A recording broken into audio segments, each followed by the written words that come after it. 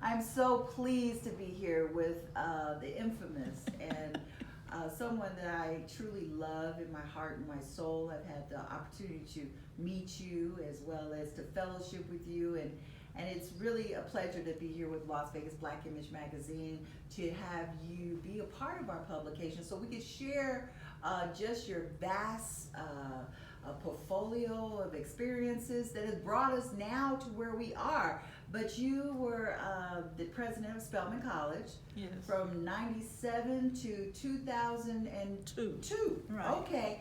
But 5 years. 5 years. Right. But your legacy is just so vast. I mean, you have done so much for medicine, for low-income women, for women in general, for men in general to know Yes. about women. But Dr. Manley, tell us, for the people that don't know, those milestones in your life that we can all look back on today as for inspiration. Well, it's very difficult to understand my story without knowing the entire story, which is a long one. And I'm not going to try to tell you all of that. Though I did decide that the situation has come so that I needed to put something in writing. And I'm working on that. And pictures. But I was a poor girl from the cotton fields of Mississippi, just as I said. I started picking cotton when I was 9 years old, alongside my grandfather. My mother and father had gone off to Chicago seeking work, and they were making uniforms for the military. This was during the war. Fortunately, I grew up in the community around Tougaloo College, which is a historically black college, as you know. Mm-hmm. So everything in my life in those days was up on the campus. As a matter of fact, I tell the joke, we would go up on the campus on Sunday without skates, which was the only thing we had, because it was the only sidewalk in all of Tougaloo. So everything in my life as a child was up on the campus. Basketball games, football games, dances, the library. As a student in the undergraduate school, in the Daniel Hand Elementary School, everything was free. And my grandmother, I can see her now with a lantern, walking us up on the campus for all of these events. When my grandmother became ill, I was then 14, and she had to have surgery. So my father brought us to Chicago, and I would be kept out of school to take her to Cook County for her medical exams. And because I was, the smartest one in the family, I guess, I could afford not to have to go to school. And my grandmother had surgery, and we lost her. But it was during that period that I had a different kind of exposure. The south side of Chicago, in those days, were only 3 schools that were open to blacks. That was Wendell Phillips High School, Dunbar, and DuSable. And I was a student at Wendell Phillips. But I learned about segregation in the North. I only thought segregation was in the South, but it was in the North. Black people were not seen at Michael Reese or the University of Chicago. Everybody went to Cook County. So I went off to Spelman on a full tuition scholarship, determined to study medicine. Again, off to Meharry, full tuition fellowship from the Jesse Smith Noyes Foundation. I never paid a penny's tuition in my life. So I was so fortunate. I mean, I cannot take any of that back, and I realize now I have to tell that story because Jesse Smith Noyes Foundation out of New York, was funding African American students to study medicine. Yes. And I had learned all these things by going to the registrar's office and going through piles of paper, finding who's going to support medical students. And there were 3, Jesse Smith Noyes, the National Medical Fellows, and Sloan Kettering. And I heard from Jesse Smith Noyes first, so I accepted it real quick and was off to Meharry.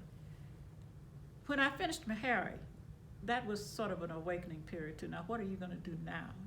You've had all the free stuff that you can get. My classmates were off to practice They went home and bought big cars. They came back with Cadillacs and Oldsmobiles. And I was the only person in my class to leave Meharry without a car because I didn't have the money for a car. So I had a good internship at Gary, Indiana at Mercy Hospital. Very good. $240 a month. In those days, that was very good. And I was able to get a car, $50 down and $50 a month. I love telling my early year story because it's so unusual today. People wouldn't even believe it. But that was my early life. And I ended up being encouraged to apply to Mercy Hospital. That's where I really thought, well, maybe Mercy Hospital will take me. But I always knew I could go to Homer G. Phillips in St. Louis. But I was encouraged to apply to Mercy anyway. And it was Dr. Joseph Christian, who was chairman of pediatrics at Mercy, who called me and said, we have filled our quota, but Cook County is still looking for residents. Do you mind if I send your application to Cook County? I said, of course not. Who would have ever thought of it? I would never have dreamed of applying to Cook County. But he sent my application to Cook County. And these things, I look back now, were meant to be because they called me and set up an interview. And I went for an interview and I was accepted. Wow. Yes. And you also revolutionized, I don't know, you told me one time about the for babies, they were giving them vaccinations at the time. Tell me a little bit about that. Cook County. Yeah. Well, Cook County was really the turning point for me in terms of my medical career. Mm-hmm.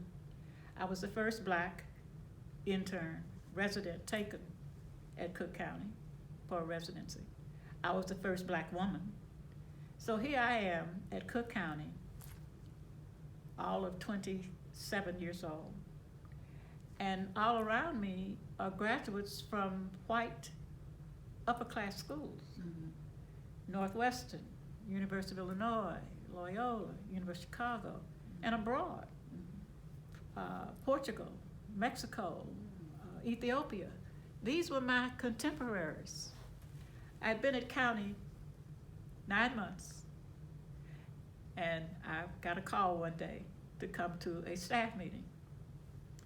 And I went to the staff meeting, and Dr. Brown, who was superintendent of the hospital, and Dr. Greengard, who was the medical director, said to me, the mortality rate on the diarrhea ward, that's Ward 16, in the month of October, is 35%. Do you know what your mortality rate was for that month? I said, no, I never checked it. I never added. I don't know how many admissions we had. I know we only lost one baby. And that was the baby that was transferred out of the premature nursery, and no one ever got a chance to see the baby. But I don't know what the rate was. She said, well, the usual rate is 35%. Your rate was 0.25%. And you will be named chief resident next year. The reason why you're at this meeting is that you will be able to select your next service. Well, I'm floored. I was just, you could have bowled me over with a feather. This is news to me. 35%, how in the world could you lose 35 babies in 1 month? But do you realize what that says? 35%. So and we were having at least 12 to 15 admissions per day. So you're talking about maybe 300, 350 admissions for the month. We only had one, we only lost one baby. So from that point on, my whole career as a physician changed. I was chief resident, and all the people around me now are white, white men. And the word was, you couldn't get into a vein, call Dr. Forbes.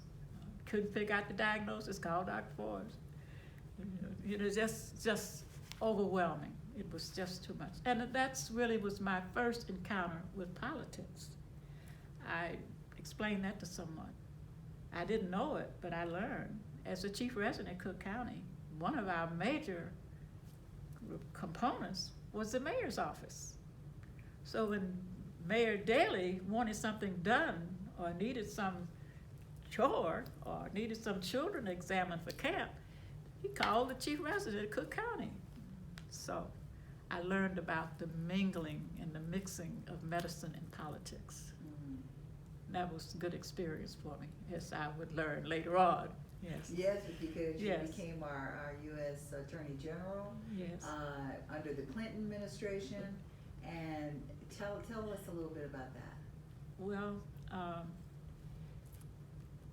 that's interesting too, because I went into private practice. I had a short tenure with private practice. Then I went into academic medicine. As a matter of fact, I was the first African American on the faculty at the University of Chicago School of Medicine. And none of these positions I was telling you that I ever applied for. I never applied for anything. I was always getting a call. Someone heard about me. We want to meet you. We want to talk to you. And what happened? I know now, looking back, I came out of medical school just as Martin Luther King was marching in Montgomery. So overnight, everybody wanted black doctors. They hadn't educated any. They hadn't trained any white black doctors. We were all still going to Meharry and Howard. But overnight, opportunities for black doctors were opening up.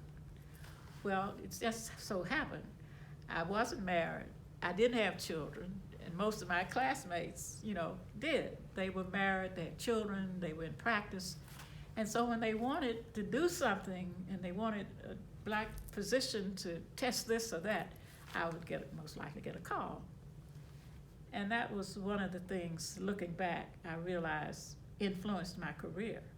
Because, for example, Dr. Greengard and Dr. Brown, Dr. Rosenthal at Illinois, said NIH had never awarded a black physician a fellowship. And they wanted me to be a test case. Would I apply? What else do I have to do? Yes, I'll apply. And so that's what happened. I applied to NIH for an NIH fellowship. I was awarded the fellowship. I went to the University of Illinois with Dr. Marvin Kornblatt and did a lot of the early research on hyperglycemia in newborns and the smaller of twins. And all that's written up and it's published. But it started my academic trick. And University of Chicago, University of San Francisco, in San Francisco, worked with the project there. And I missed one point that's important. When I was appointed chief resident at Cook County, it was so unusual, it was written up in the Chicago Tribune. And the day it was written up in the Chicago Tribune, I received a call from Spelman College. And I was paged, Dr. Forbes, Dr. Forbes, Dr. Forbes. And I went to the page, and this is Ernestine Brazil at Spelman. I understand you in the paper today. I was floored. Miss Brazil, I know you know everything, but how did you know that? That just happened this morning. She laughed. She said, Dr. Manley is in town. He's at the Palmer House. He's there raising funds for the United Negro College Fund, and he would like you to call him.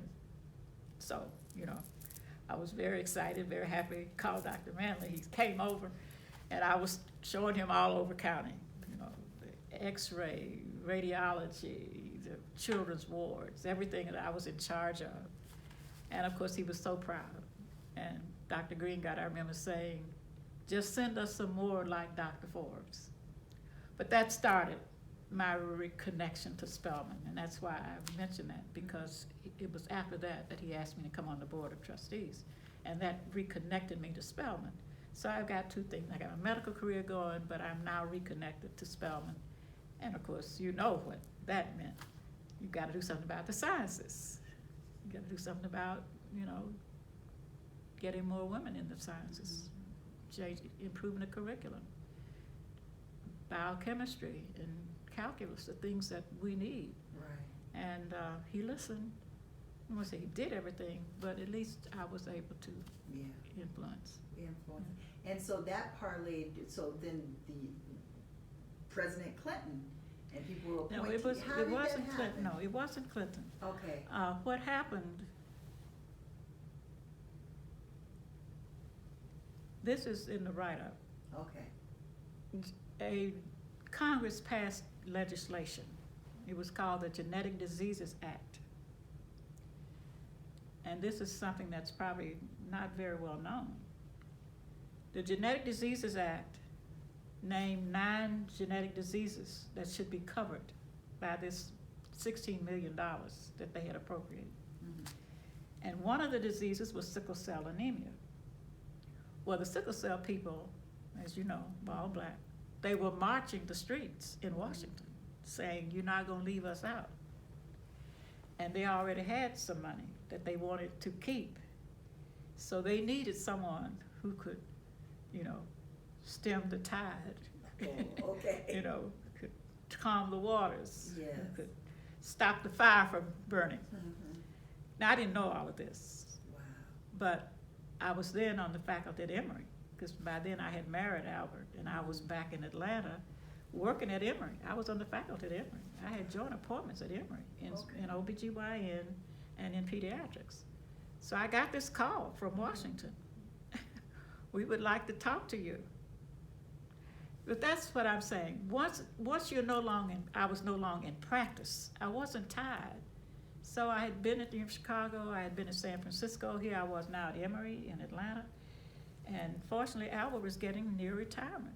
And so I went to DC and I interviewed 3 different jobs at NIH and one at HRSA. And the genetic thing just got me. I knew that the sickle cell people were right, and that if we didn't have the proper leadership, they were going to be left out. And they were probably going to lose their money. And so I said, yes, I would do it. Mm-hmm. And that was the turning point of my government work and government involvement. So when I went to DC, Carter. Jimmy Carter was in the White House. Oh, okay. Because I remember now the first poster child with sickle cell was done in the White House with President Carter. Yeah. So then I served under Reagan. Yeah. And Bush 41. So I wasn't a political appointee. Mm-hmm. I was a career person. Okay. So I served both Republican and Democrat. So when Clinton came, I made the transition to the Clinton administration. Okay, I understand. Yes. Wow. Yes. And so. But you see, by then I had been promoted. Yes. I had moved from being captain to under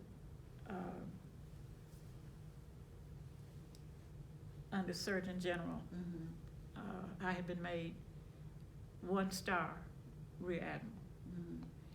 And as you know, this history, when Clinton brought in Dr. Elders, she selected me to be her deputy. Mm-hmm. So I was on the cutting edge of everything, helping new administrations get them in and moving on to something else. Mm-hmm. I wasn't really in the political fray. Now, did I want to be? People need to understand that there's a difference between being a political appointee and working for politics and being a professional person who works for the right thing. Mm. And yes, I didn't play the politics. We don't see that much anymore at people that having, and it kind of led me to this question. I wanted to see, what do you, throughout your entire career, what do you believe has propelled you? Because a lot of young people, they're being propelled or motivated because, like we were talking about, they want the attention, they want money.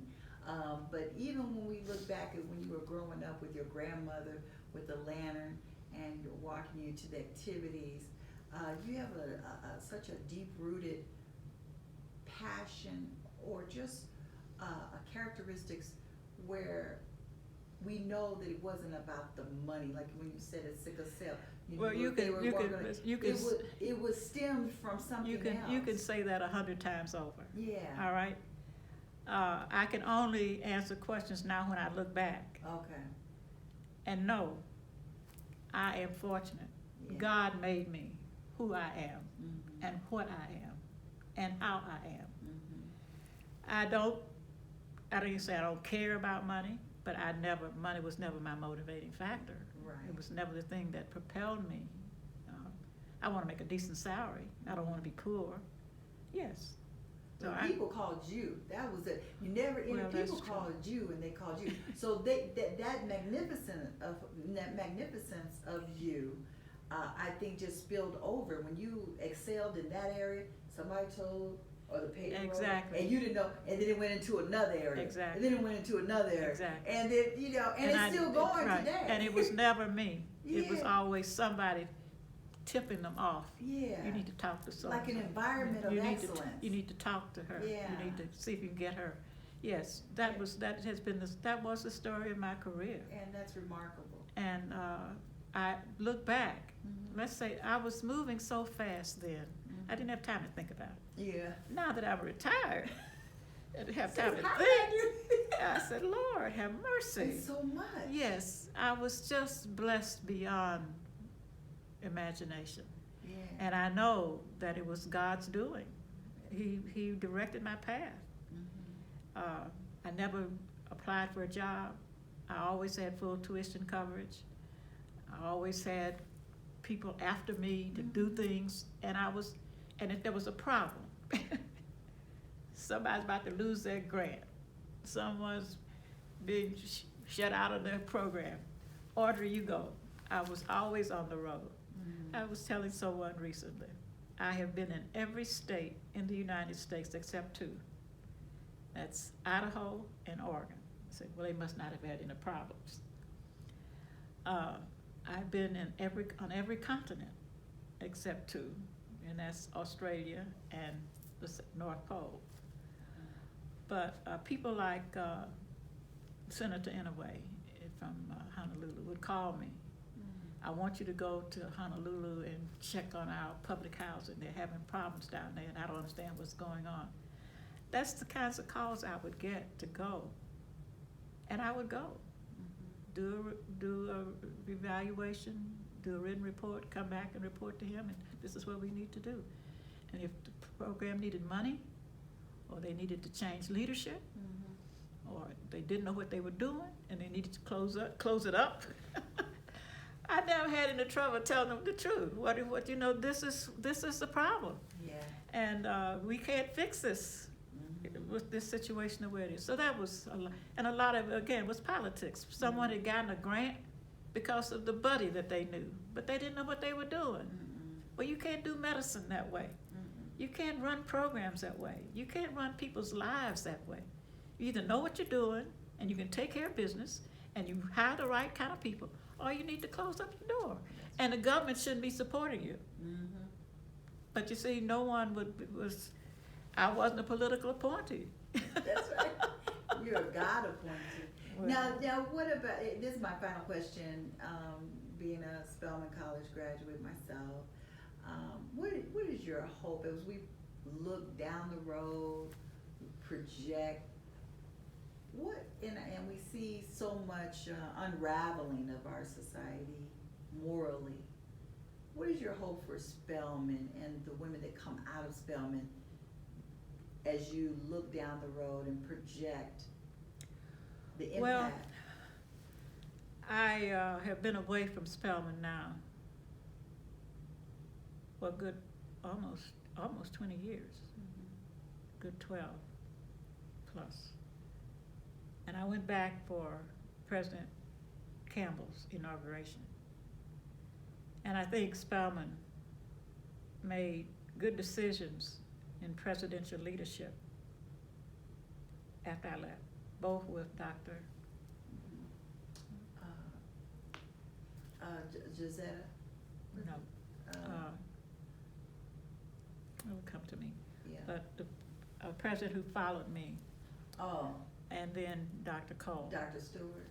No, Dr. Stewart Oh, followed yeah. Dr. Manley. Manley, okay. And then there was Dr. Cole. Dr. and then Cole, me. Jeanette Cole.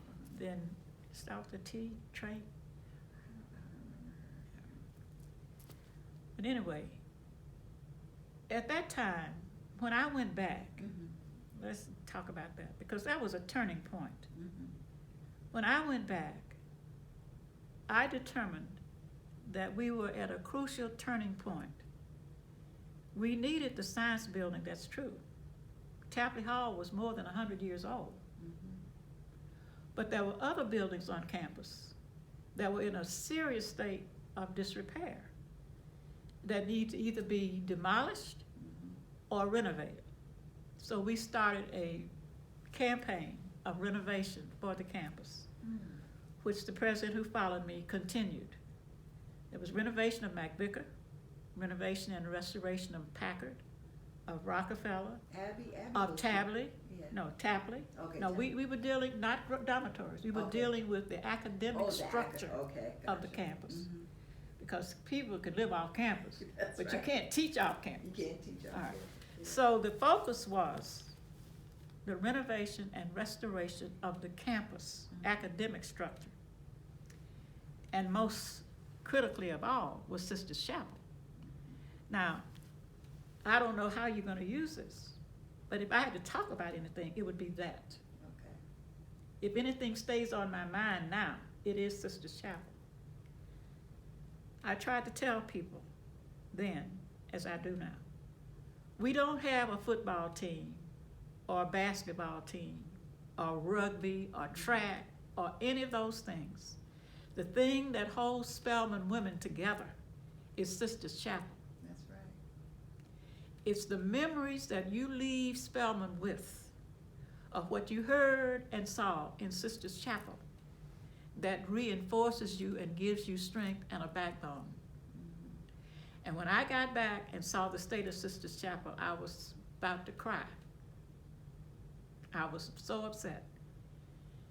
Well, the big thing, we had a ruling from the academic accreditation. We didn't have bathrooms in Sisters Chapel. You would never know that. We didn't have any bathrooms in Sisters Chapel. Well, 17, 18, 19-year-old girls don't need bathrooms. But here we are now, population's getting older, you got alumni, you got parents coming, and we needed bathrooms. So we had, Beautiful bathroom. we had to do something about Sisters Chapel. So that was mine. Oh, that's Yeah. great. We had to. And But- Dr. King lay in wait. But the point was, yes, Mhm. but the point was, if we're going to do Sisters Chapel, we need to do all these other buildings too. It's not just Sisters Chapel. Sisters Chapel is critical. Right. But it's what Spelman, and if I had to give a sermon, that's the sermon. Okay. What Spelman women leave Spelman with is what they get out of Sisters Chapel. It's the voices and the song and the Spelman College Glee Club to this day. If I miss anything, it's the Spelman College Glee Club. There's nothing on earth like the Spelman College Glee Club. Now, Morehouse Glee Club comes close, but it's not the same. Daddy would say that. But yes, but And then yes. I remember going to chapel because as a freshman, we had to go hear speakers like almost twice a day or so. We had to go to chapel. But 8 o'clock in the morning, that was Yeah. you know, you had to be, and you had to be attendance too. You You had to be had to there. be there, And yeah. how did I fuss and complain about going to chapel at 8 o'clock in the morning when I had a test to take? Exactly. That was not on my agenda. But when I left Spelman, Uh-huh. I realized then that what I took with me from Spelman was what I learned and what I got and what I felt in Sisters Chapel. There is no way to explain that. You have to experience it, You have to experience you it. know. Uh-huh. And so when I got back, that was my number one agenda, the renovation of Sisters Chapel. When the board told me we couldn't afford it, they didn't have the money for it, I said, well, don't worry, the Spelman women, the alumni will take care of Sisters Chapel. And so we started the campaign to raise money for Sisters Chapel. And I think we raised $2 million during the time I was there. We didn't finish it, but it was done. But Sisters Chapel was the pinnacle of what else needed to be done. The campus was in need. There was just no question about it. Rockefeller, Packard, Giles. no, Giles, Dr. Manley had done Giles. Okay. Giles was done. Okay. No, it was McVicker, Packard, Rockefeller, Sisters Chapel, and Tapley. Yeah. Now, Tapley was done because it was in connection with the Science Center. Yeah. And of course, the big thing was to raise money for the Science What is Center. science? And once those things were done and the science building was up, then the plan, which Dr. trailer carried out following my leaving was, Reed Hall. She did a beautiful job on Reed Hall. Have you seen Reed Hall? Yes, I remember. Yeah, Well, beautiful. Charles and I both, we walked all Yes, over. what she did. I showed him everything. Unbelievable. I know, it's all- Yes, Reed Hall, all of and it, then the new dormitory. it's Yes, beautiful. the new dormitory, yes. Yes. And what they did, which I told Danny, the next time, go up at least 6 or 7 stories. Mhm. We no longer have the land to spread out. Mhm. From the future, Spelman needs to go up. Yeah. Up. That's symbolic. Yes, it is. Yeah. Thank you, Dr. And it was very so clear, much. in the future, we have to go up. We have no room to Mhm. spread We anymore. have to go up. And so that the new dormitory renovation of Reed Hall, and they got a grant to do Laura Spelman, and Dean Spence did that, Yeah. on her own. Yeah. Now, of all the buildings, Giles Hall was renovated early. Dr. Albert Manley did that when he did. first came. All my yes. classes were in there. Yes, but it needed to be. 'Cause When I would make but it- when I was a student, it was in Ramble. It was in Shambles, yes. Oh, okay. Yeah, Giles Hall was, it was one of the first buildings, and it was. took the most wear and tear. It did. So I guess my situation, I knew the history of the campus a little Yeah. better than maybe someone coming in knew. I knew it as a student. I knew it as being on the board of trustees, and I knew it with Dr. Albert Manley, and I had seen the changes, and I knew the problems, and so I was a little, I guess, better prepared to tackle what I thought were the biggest problems. Mhm. And the biggest problems, of course, was the science building and Sister Chapel. Mhm. Yeah. Yeah. Well, Dr. Mann, thank you. And I think this is great. I can't wait to write it all. Well, you talked And about. I have your bio. I have a lot. I think have the your thing bio, is, so- though, as we're talking and Mhm. thinking, it's the future. I am concerned right now, probably more than ever, about where we're going. Mhm. I know Dr. Campbell has a charge, and she came with the charge to do something about the fine arts. That is our biggest need now, which I left, which Trader left.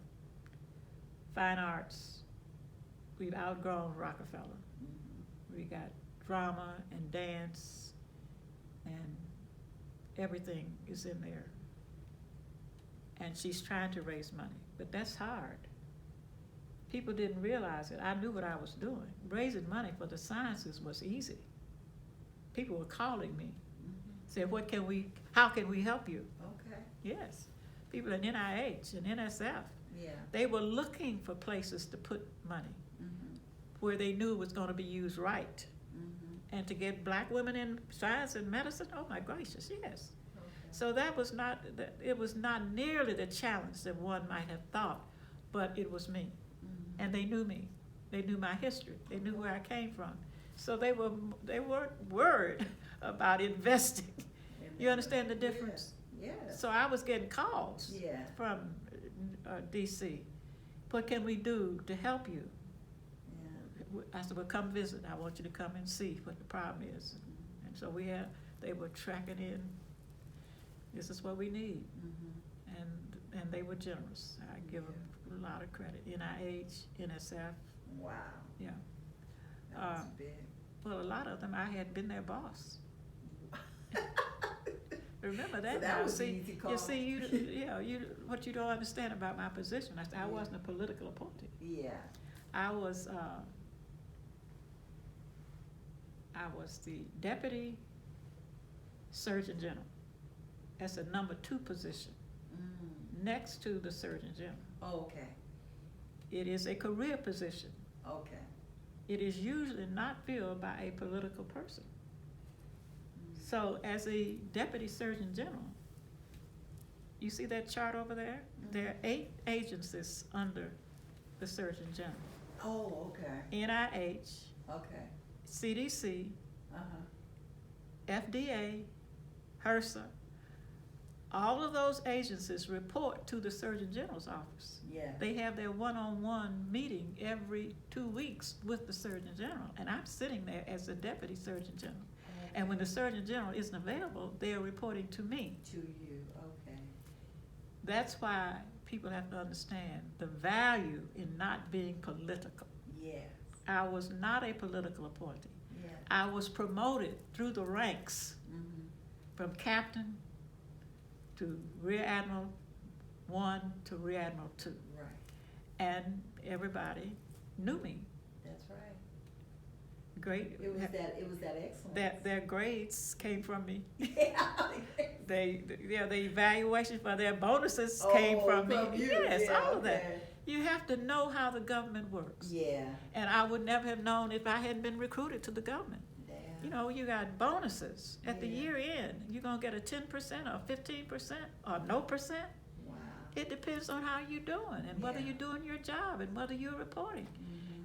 But also whether the person who's evaluating you is viewed as an honest broker. Honest. That's And that's right. hard to find in politics. That's right. Because if you're not, they're gonna raise hell and you're gonna get moved. Oh wow. Yes. Yeah. But I must say, I had people, Tony Fauci running the labs at NIH. We were in the middle of the AIDS epidemic. Do you realize that? We didn't know what was causing AIDS. We didn't have the research done yet to say this is the germ that's causing AIDS. Mm-hmm. But those are the people who report to the Surgeon General. Now, the way things are now, you uncouple that, Mm-hmm. and everybody's off doing their own thing, and what they want to do, the way they want to do it, is chaos and confusion, and nothing gets done, Mm-hmm. and the politicians take over. Mm-hmm. That's why I feel like, politicians are taking over. Well, you got it. Yeah. If there's a concern where we are now, that is it. That's big. That political people, that the career people, well, you've seen it. Mhm. They stepped out of the Department of Defense.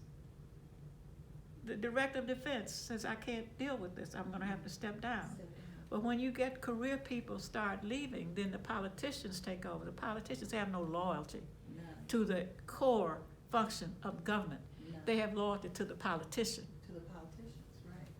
Well, that's where we are. That's why I can't even write about politicians. I was most fortunate and lucky, and I thank the Lord for the opportunity that I had learned what I learned Yeah. when I learned it. Mhm. And that I had the experiences that I have, so I know how it's supposed to work.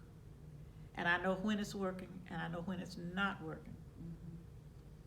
And that's why I can read the political future. Yeah. And when I tell you certain things, I speak from experience. I know. Yeah, I just. That's why I listen. I'm listening. Yeah. All right, Dr. May, I think that's good.